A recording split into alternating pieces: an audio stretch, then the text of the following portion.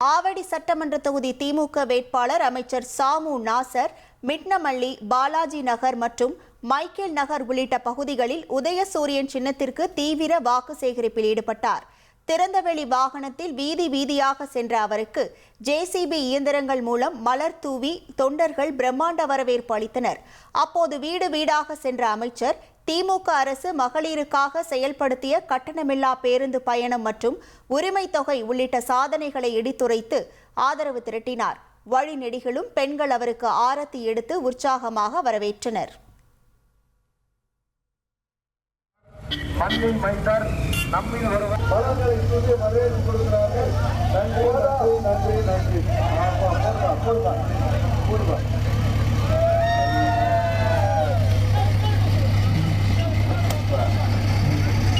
இதுக்கு எல்லாத்தையும் டீ வாங்கி கொடுத்துருக்காங்கப்பா.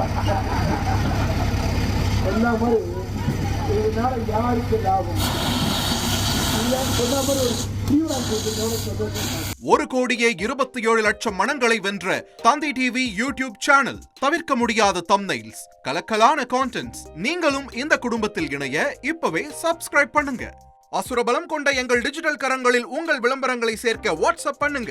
8939888838. Email advtthanditv@dttv.in.